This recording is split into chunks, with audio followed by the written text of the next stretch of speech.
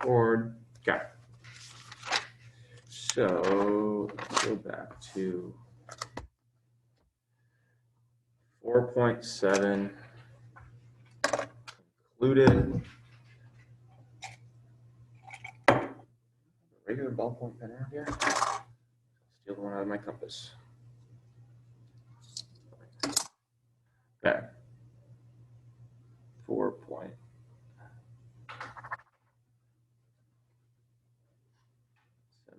concluded. And this is where we're going to revisit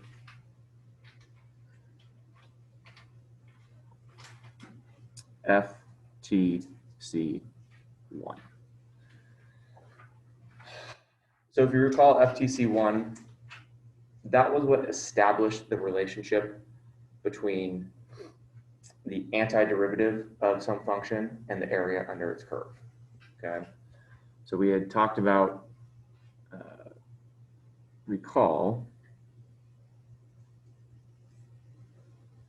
for f of x equals, let's say, sine of x. If we were to plot this,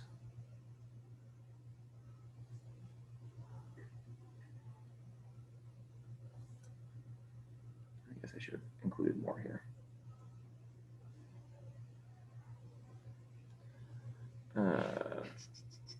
Actually, I'm sorry, we're going to call this f of t. This is t, this is y.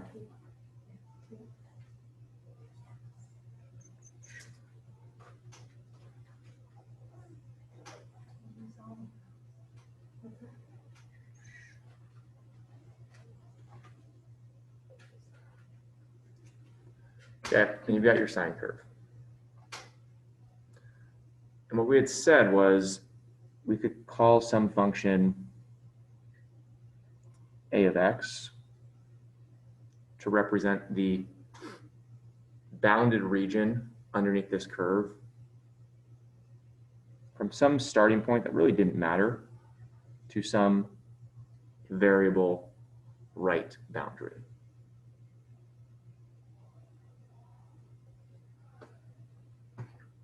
And so visually we could picture this, that again, the a is sort of just a fixed constant that doesn't really affect what we're about to do.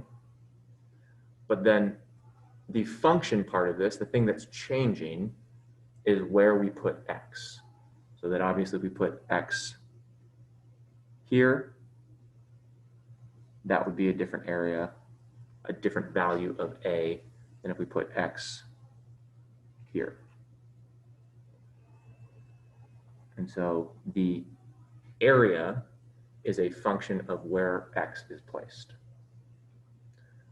And the big kind of aha moment was if we conceive of the area like this as this integral for this variable right endpoint, then if we take the derivative of this function, a prime of x,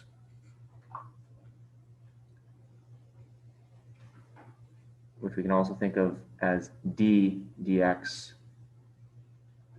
of this definite integral from a to x of sine of t dt,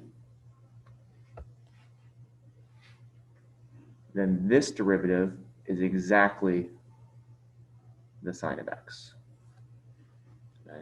This right here was FTC1. And intuitively, graphically, it makes sense. Because if we call this guy not x sub 2, but x, the first derivative of a is going to tell us how the area under this curve is changing. And it should make some sort of sense to you that at this moment, and again, this is a little bit confusing because usually we think of f of x as the function rule. Here, f of x is this specific function value. And so how this region is changing at a given moment is exactly the height of that right boundary. Okay? And that's all that this says. And that kind of makes sense. Okay? And the big thing we used this for was to establish this relationship, this inverse nature to our derivative and our integral, that they in a very real sense undo each other and allow you to move back and forth between an area under a curve and the derivative of some function. Not just some function, but the function that is the antiderivative of that curve. And we mostly use that to set up the second fundamental theorem, which then allowed us to find a definite integral. And that's all well and good, and if it were up to me, I'd kind of leave it at that. Because to me, FTC1 is sort of a means to an end. It establishes that connection between differential and integral calculus, and then allows us to do the fun stuff that we need to do with areas under curves, and what we'll see later with volumes of rotation, et cetera, et cetera. However, the AP test and the book focuses in on this part a little bit more in detail. So we're going to do that as well. And what the book does and what we are expected to know how to do, and we will know how to do it, but as I said, the why is still a little bit unclear, is if we change this variable part, some funky stuff's going to happen. Okay? And so the example that I'm going to show and kind of show where my breakdown in understanding occurs is if we changed this derivative. So then the question is going to be, what happens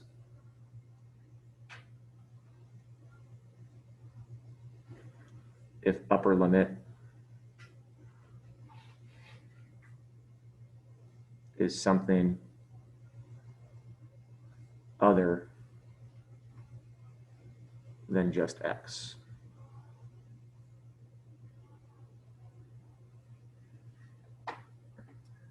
When it's just x, we've got a handle on that. We know, okay, that's the area until x, so the rate at which it's changing is exactly that height of the right boundary. But what if we did something like the derivative with respect to x of, we're going to use the same function, starts at a, goes to x squared. So now this is an x squared, not just an x, of sine of t dt. So my brain, kind of just thinking about things visually, and I think that's probably one of my blind spots as a math person, is I like to think of things visually, which maybe sometimes there's not a visual representation. I think, okay, this means the area under this sine curve from a to x squared now. And so we would take x and square it, wherever that puts us, on this sine curve.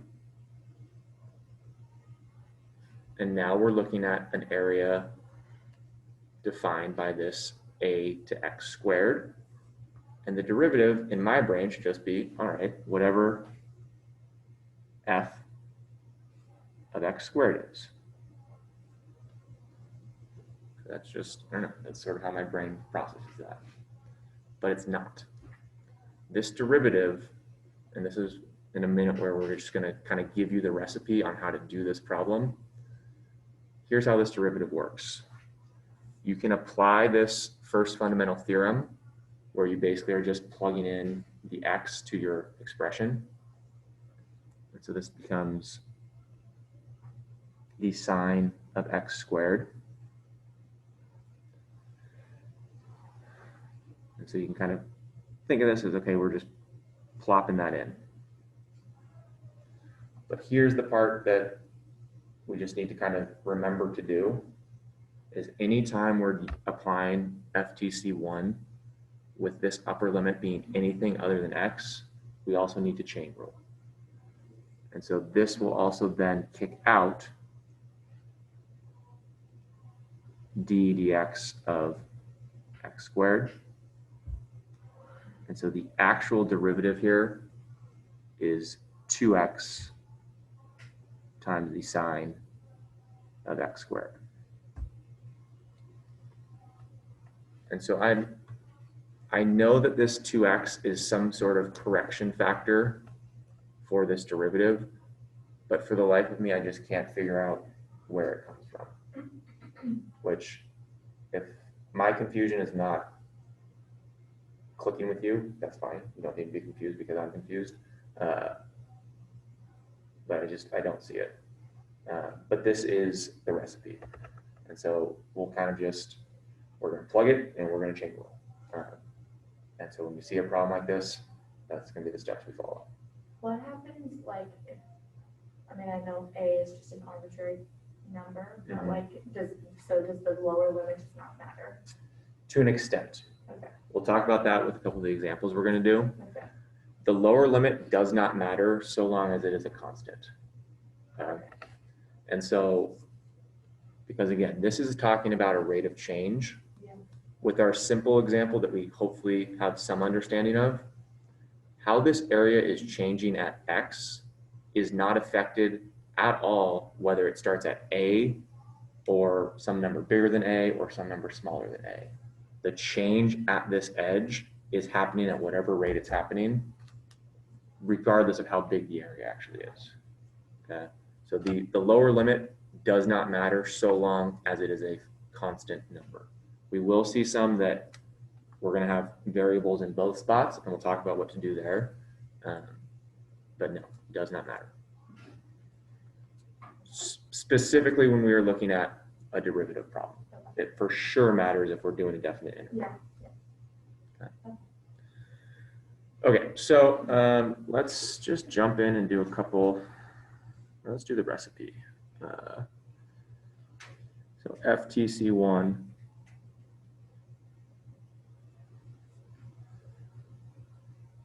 derivatives recipe.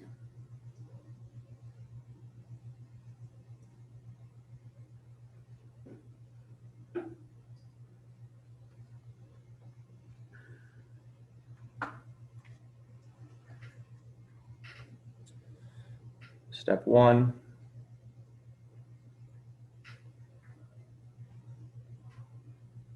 rearrange, split integral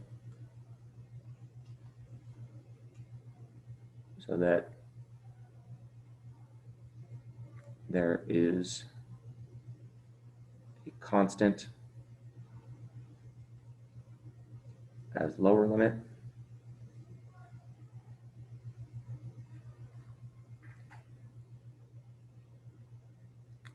and the variable expression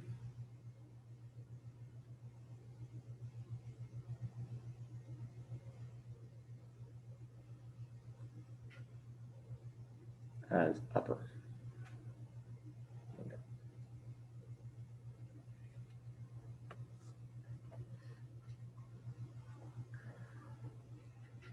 So for example, if we had something like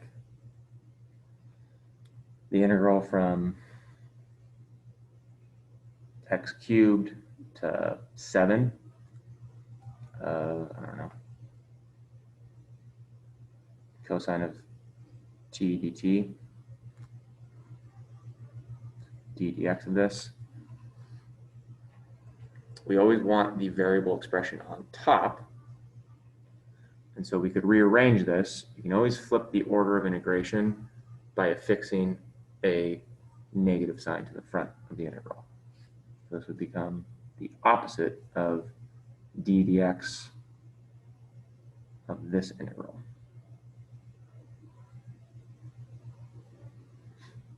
So we always want to make sure that we have this orientation, the constant on the bottom, the variable expression on the top, because that's kind of the format of FTC1 that allows us to do our magic. What does it say next to limit? Lower? Oh, no, the next limit. Upper. Oh. Sorry. Yeah, so again, we have this terminology that this guy is the lower limit, this guy is the upper limit. Different kind of limit than the chapter 1 limits. And then the second step is the one we're kind of just going to follow somewhat blindly. So plug in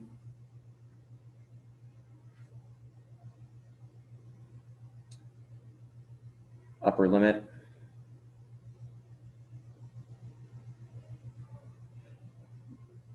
to the function, and if necessary,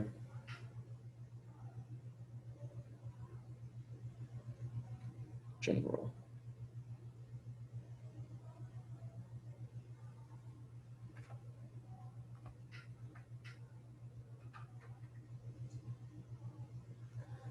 So like if we're going to continue this example, maybe the opposite of d dx from 7 to x cubed cosine of t dt. Plug in the upper limit and then chain rule. This will become the opposite. Got the opposite out front from when we flipped the order of the cosine of x cubed times 3x squared.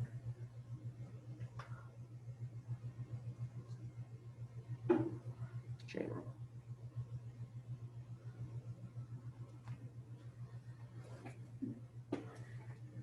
And so the mechanics of these problems, I think, are easy enough.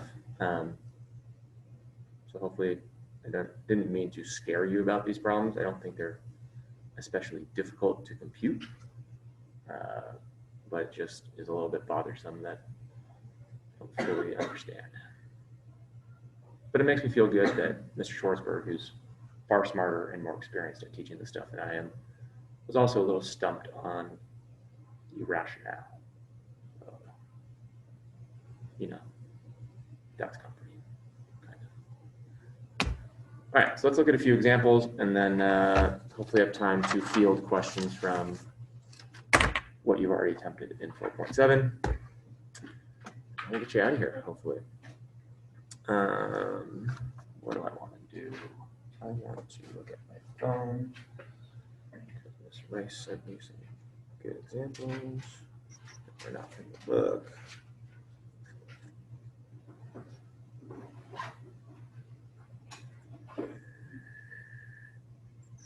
Okay, so FTC1 examples.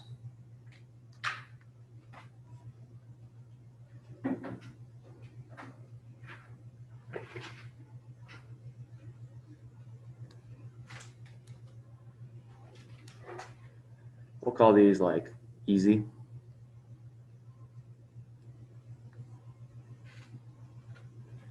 Something like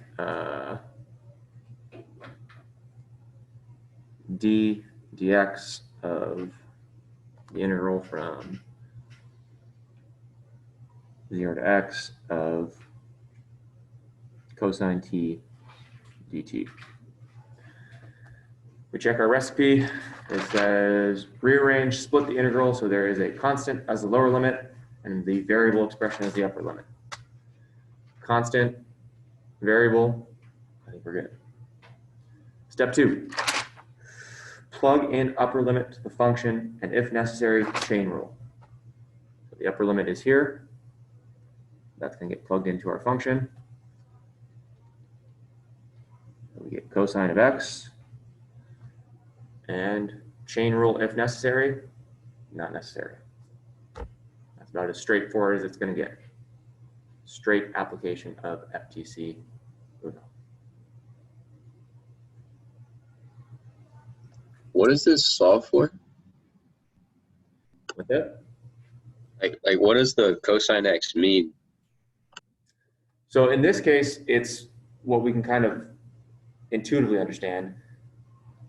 So this, without the derivative, is a function that describes the area under the cosine curve from 0 to some number x, which is why it's a function, because x can change. And so this area is a function of where we put x on the cosine curve. Okay. When we throw this d dx, that is asking us for how is that area changing? How is that area changing based on x? And so again, if we want to visualize this, the cosine curve starting at 0, going to some number x, the way that that area changes at a given moment is exactly the height of where you are. Okay, so we're moving this x to wherever we want. And so this derivative is describing how it's changing at that number x. All right, got it. Okay. So cosine of x is the derivative of the area under that curve. I guess that's maybe the 5-second version. Cosine of x is the derivative, the rate of change of the area under the curve. And that makes sense, yeah. The area under the curve is, under the cosine curve, is changing by the value of cosine at that number. Another one we could do, pretty straightforward, would be something like d dx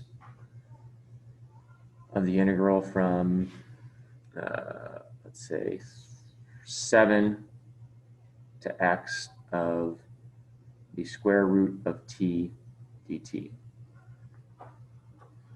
We check our recipe, rearrange so that we have a constant as our lower limit, a variable expression as our upper limit. Seems like we're good there. Step 2 says plug in your upper limit. So we get the square root of x, and then chain rule if necessary. There is no chain rule necessary because it's just an x. And this kind of points to Kat's question, is this lower limit has no effect on the final result here. If this had been a 7 or 17 or 17 million, the rate at which that area is changing is unaffected by where it starts. Okay, and so the derivative will always just be the square root of x. So those are the easy ones, where it's just literally you're plugging in x and you're done. We can do some maybe medium ones now. Easy, medium, hard. Let's pick one.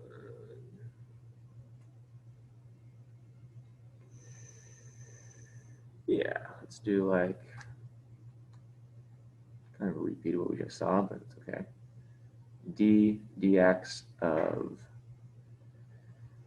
let's go 0 to x squared of sine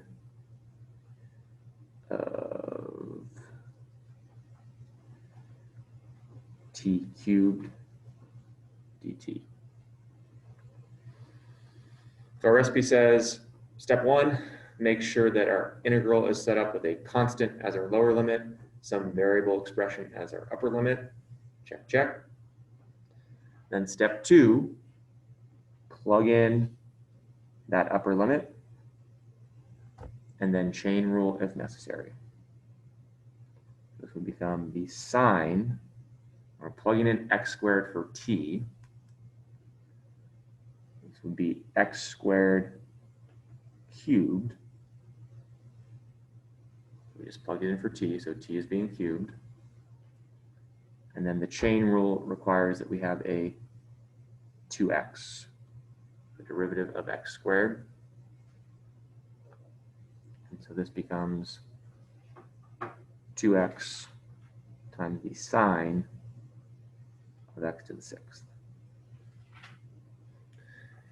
And Nate, here is where if you ask the same question you had asked about example A, I would kind of have to say I'm not sure.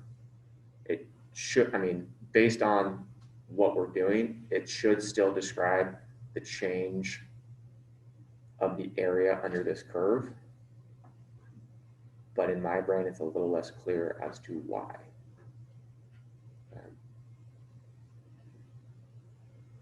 That's a medium one. What do we want to do? Yeah, we can do like, I don't know. Let's go d dx of, let's go negative x to 3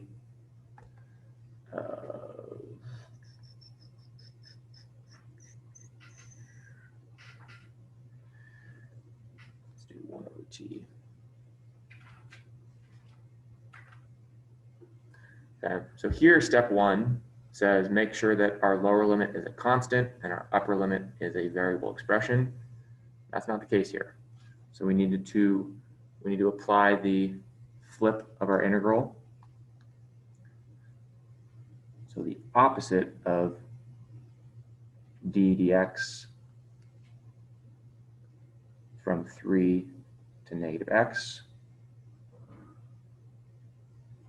of 1 over t dt. Now we've got our constant lower limit, our variable upper limit. And so the second step says, okay, take this upper limit, whatever it is, plug it into your function, and then chain rule if necessary. This would become the opposite of 1 over negative x. And we have to be careful here. Okay, so that negative is that negative. This negative comes from plugging in negative x to t, but then we actually need to do the chain rule here because the negative x, when you take the derivative, spits out a negative 1. This might be like a medium hard problem. So let's account for all of our negatives. The opposite of 1 over negative x is just 1 over x, but then times negative 1, this ends up being the opposite of 1 over x.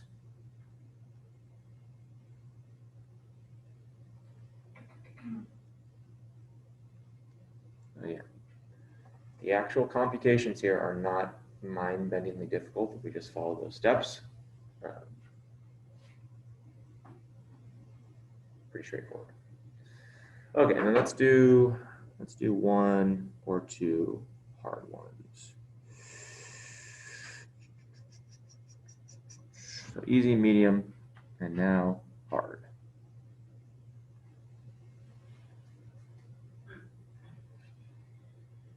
Ooh, yeah, this will be a real good one.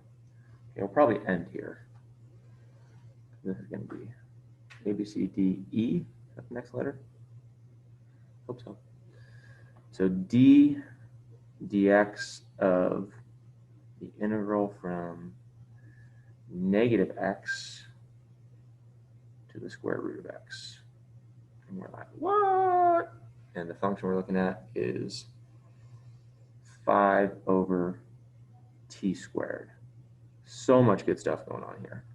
Rational functions, radical limits.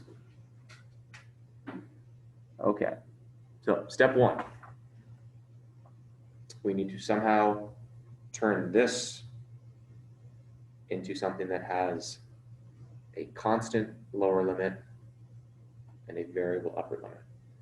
Well, hopefully we can picture on our number line that negative x will be to the left of 0 and the square root of x will be to the right of 0.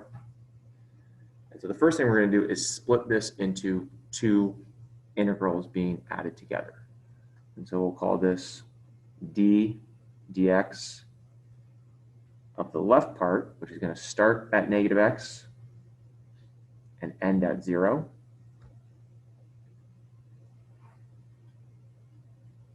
Plus the part that starts at 0 and ends at the square root of x.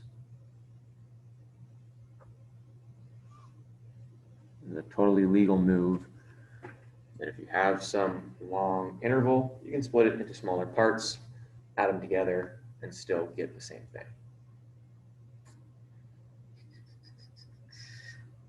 So we're styling over here. We've got 0 as our lower limit, some variable expression as our upper limit, but we still have one more step to cover here because our lower limit needs to be a constant, and right now it's a variable.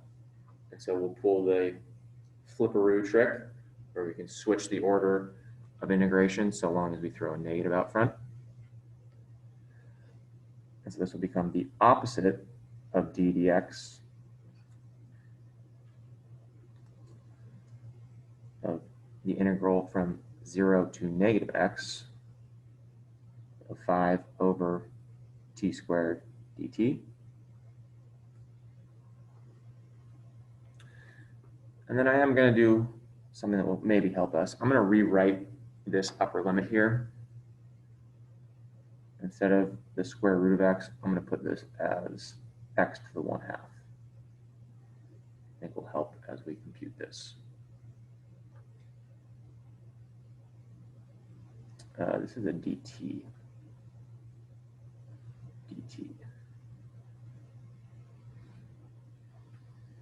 And so now we just have two separate problems that we're going to do separately and then try to combine them at the end if we can. So with the left guy, we're now ready for step 2 of our recipe, which means plugging in this upper limit and then chain ruling. Taking care to hold on to this negative out front. This will become the opposite of 5 over negative x squared times the derivative of negative x, which is -1,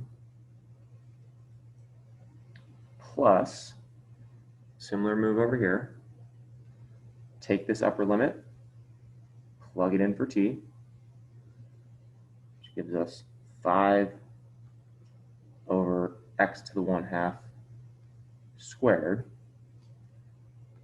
Then we need to chain rule the x to the 1/2. The derivative of x to the 1/2 is 1/2 x to the -1/2.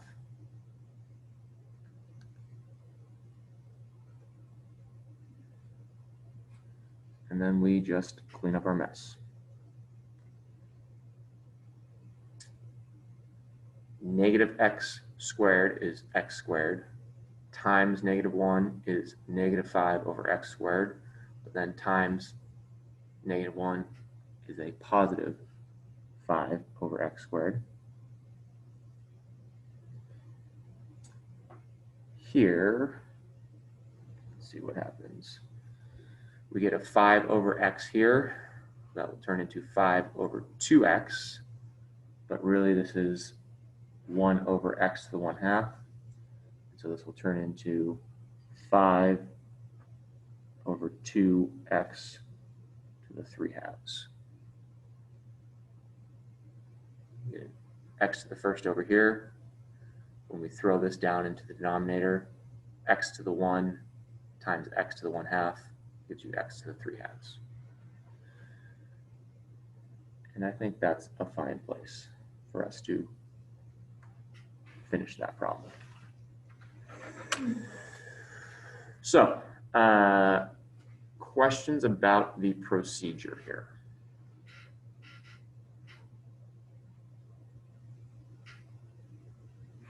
Hopefully this is one of the few times this year that I ask you to sort of mindlessly follow a procedure. But again,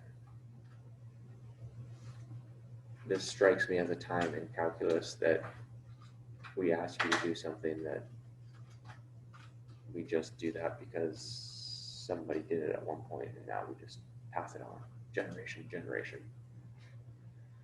Where really this is not that important in terms of how it fits into the bigger picture of calculus. The bigger picture of calculus is that we have the reciprocal relationship between derivative and integral. That is the important part. This is, for the most part, just like a side expedition. That's not that important.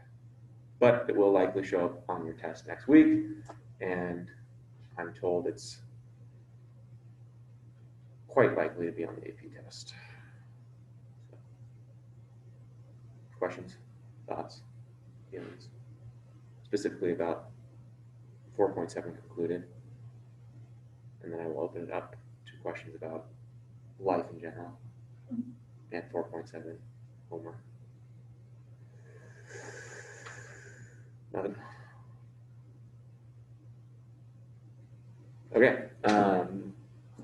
So that concludes 4.7. It only took us all week. That was cool. So, are there questions from the previously assigned 4.7 homework? Number 31. certainly try.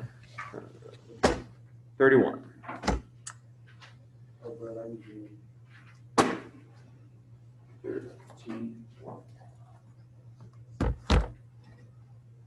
Is there my coffee cup in here? I might have to leave it somewhere. I wonder if I left it.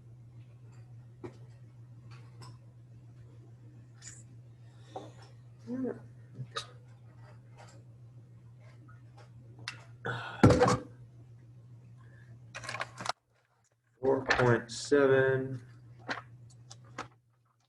31.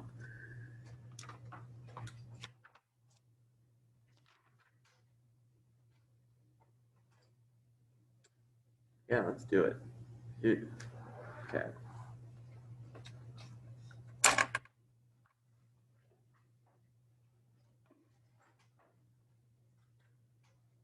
31, we're looking at the definite integral 0 to 1.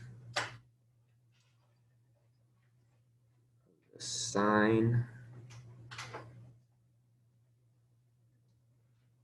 of pi x times the cosine of pi x dx.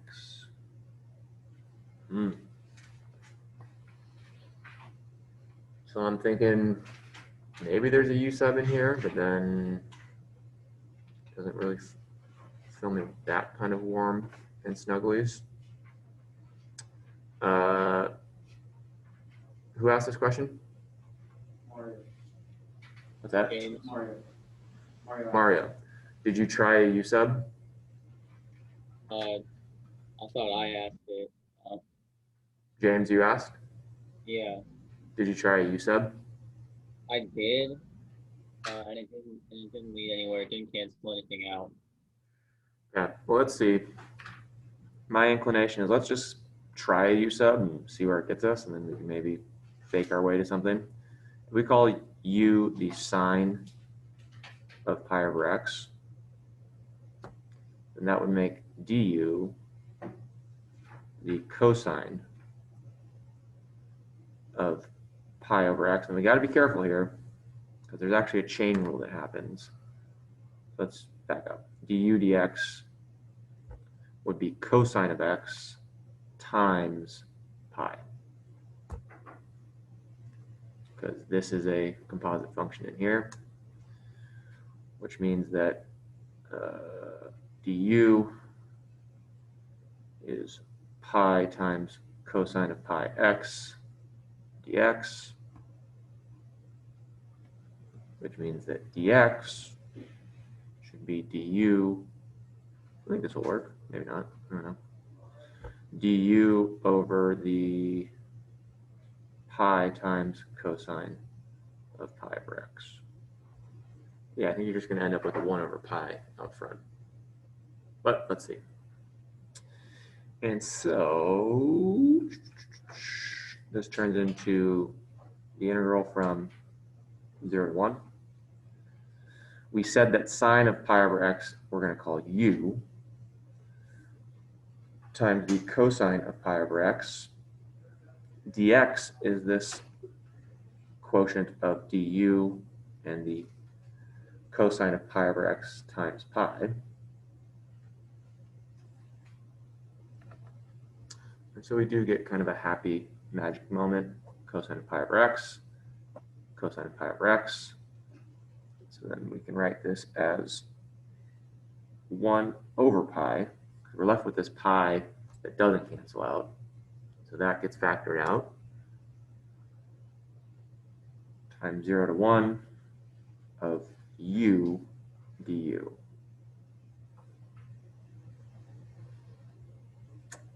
And now we sort of have this option here of, do we go full u sub or do we go half u sub and sub the second half later? I'm like super tempted to go full u sub because it'd be nice just to deal with u. And so full u sub means we need to also change over our limits of integration based on our definition of u. Which means, okay, we're going to plug in a 0 for u and plug in a 1 for u and see what we get. So when we plug in 0, oh, this is going to be tricky. I like this. Can that possibly be correct? Yeah, maybe it just cancels out. Anyway, we're gonna roll with it. So when we plug in a 0 for sine of x, sine of pi x, pi times 0 is 0. The sine of 0 is 0. That actually doesn't change the lower limit. So here we're going full u sub. When we plug in a 1 for x, the sine of 1 pi is what? This is why I just went, oh. Picture there. What's the sine of pi? What's the y-coordinate of an angle with pi? 180 degrees. 0. What? So that's interesting.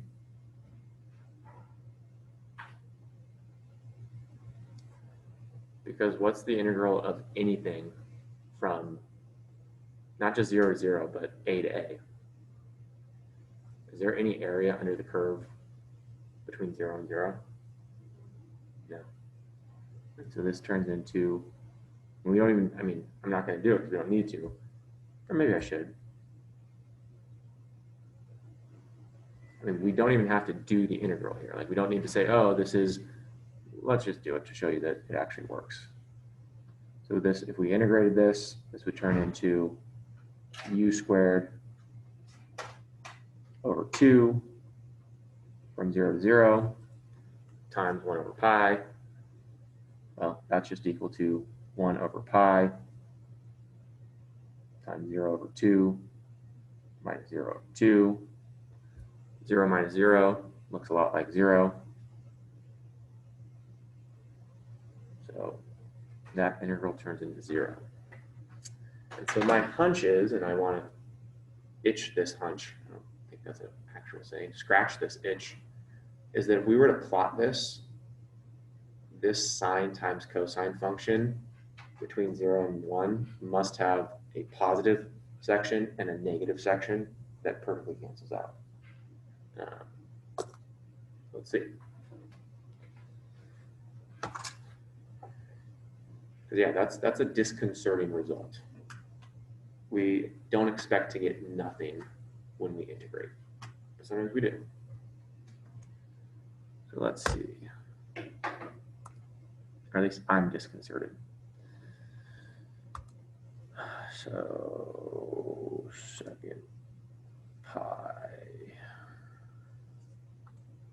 of x times the cosine of pi times x. Look at this graph window. What does it look like? Let's go zoom.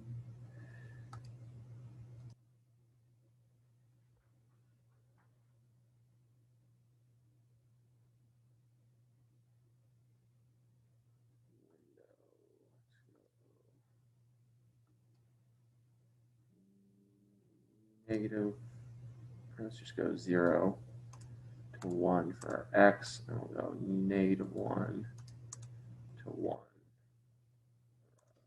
y.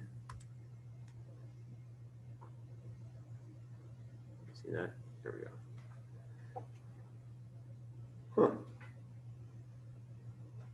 So yeah, our intuition is confirmed that between 0 and 1, this curve has equal parts above the x-axis and below the x-axis, and so they cancel out.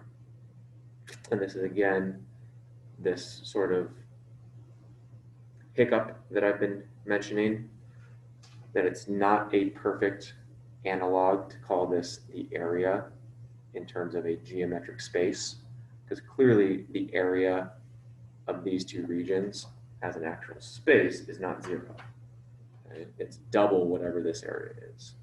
But in terms of measuring function values and changes, these positive values perfectly cancel out with those negative values. And so whatever the antiderivative of sine of x cosine of x is, between 0 and 1, the net change is 0. Okay, which we can kind of picture that obviously the antiderivative of this is some sort of sinusoidal curve. And so between 0 and 1, that antiderivative probably starts at 0, does some stuff, and comes back to 0. Or starts at 1, does some stuff, comes back to 1. And so it's not uncommon with our trig functions in general for our integrals, our measurements of accumulated change to zero out. Because think about the curves. They just keep coming back to the same values. And so depending on the interval that you choose, it is quite likely, or at least possible, that from A to B, there's no net change. And that is what happened here. The net change was nada. Mr. Smith, Or Shagan. at the start of the problem, what made you choose? Because when I thought of U sub, I was like, okay, find something within something, and so I chose to make U pi x, and obviously that didn't go anywhere. So what made you like just choose sine pi x as opposed to cosine pi x? Or like, what was your thought process? I suppose just sort of an intuition that knowing that sine and cosine are each other's derivatives, that if I chose one of those, and I imagine this would still work if we chose cosine of x as u, but anytime I see a sine and a cosine being multiplied, I know that I have that relationship in play and that it's probably going to pay dividends to call one of those things u, because then when I take the derivative of u, it's going to give me the other thing. Okay. So yeah, that is a fair point that I have been sort of hammering the point that we should choose the innermost function. In previous examples with sine or cosine though, they were sine and cosine were composed in another function. So I guess you could say in a strange way that there is a composite function, sort of the general composite function that you can always say that this is like composed in the identity function, which I know is sort of a cop-out, but it also works.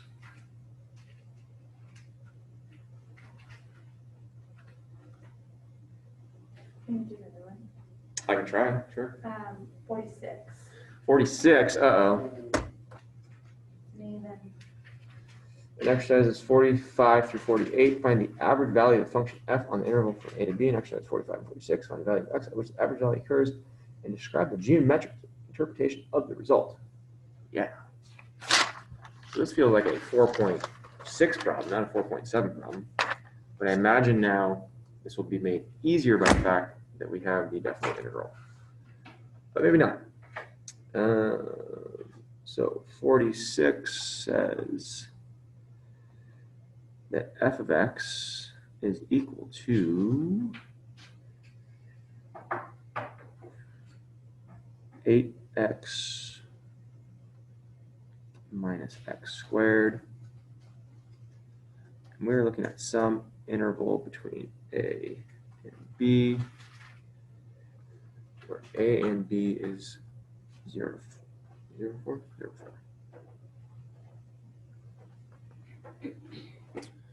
So this harkens back to 4.6.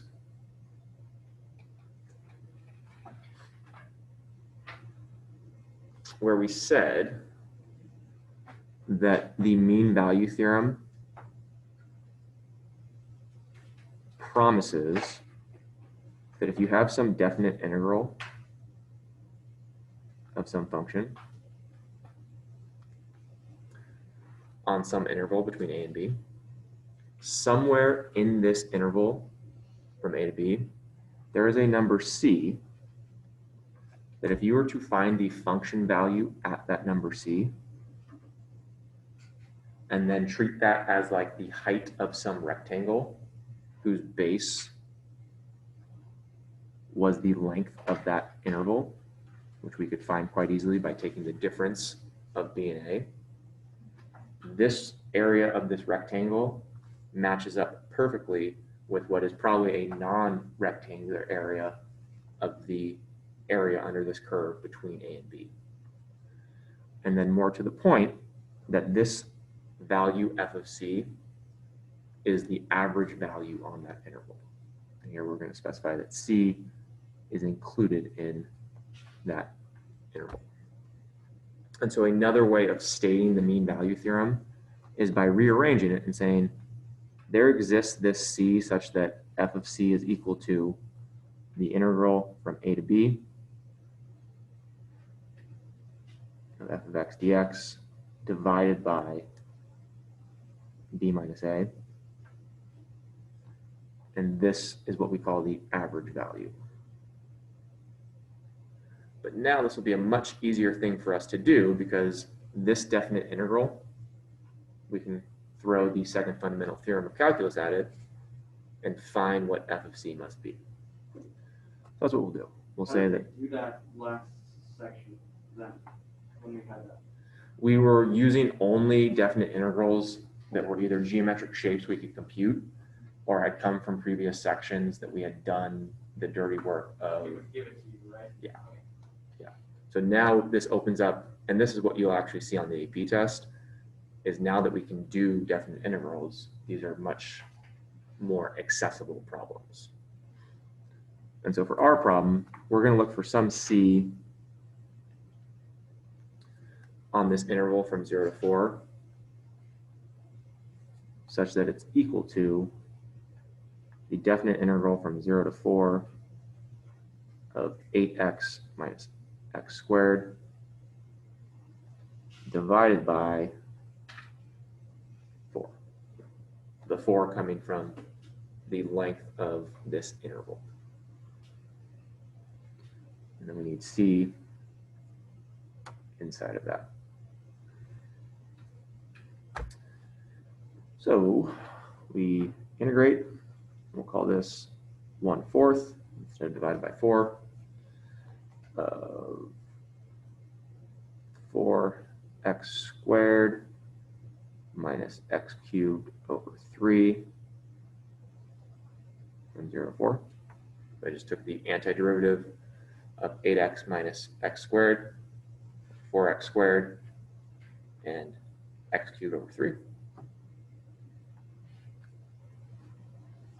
This is going to equal 1/4 times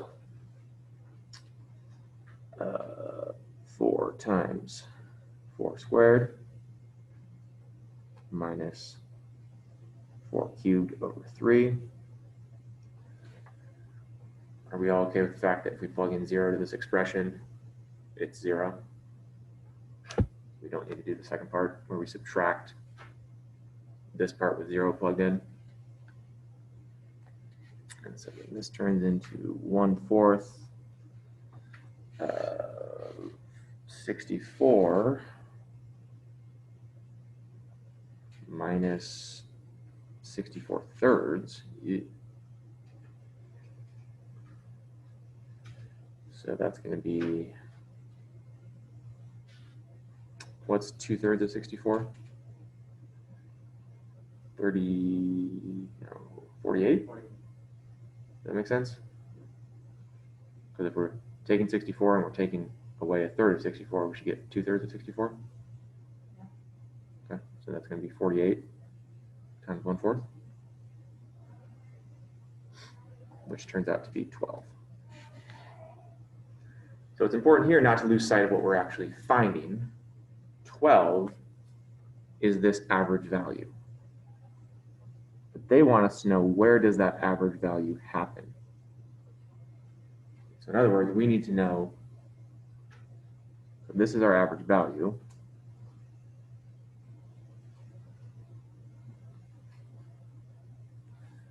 But where?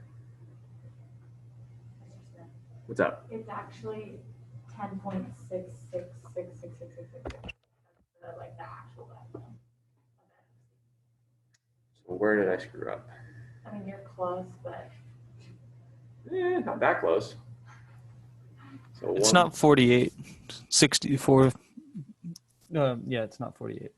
2/3 of 64. Decimal. Okay. Something with the decimal. I wanted it to be 48 because then it worked out nicely, but thanks for hitting me with some reality. Don't you hate it when reality is just like batches up with your what you want reality to be? So what is it? 10 point what? 6. So it's 10 and 2/3. Okay. So 10.67. And so in other words, we need to know when is 8c minus c squared equal to 10 and 2/3. And I think I'll probably leave you there because the bell's about to ring. But basically you just solve this for c, which will undoubtedly give you a positive and a negative answer because it's a quadratic. And so you will want the positive one because it needs to live on that interval.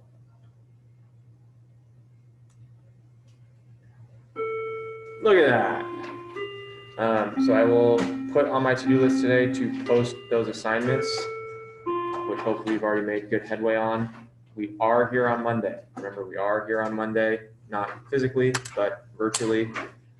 And we'll start 4.8. And I'll also thank you for reminding me of that as well. I will put that online today as well. Thank you for reminding me. Have a wonderful weekend. Make good decisions. Be safe. Thank you. You're welcome.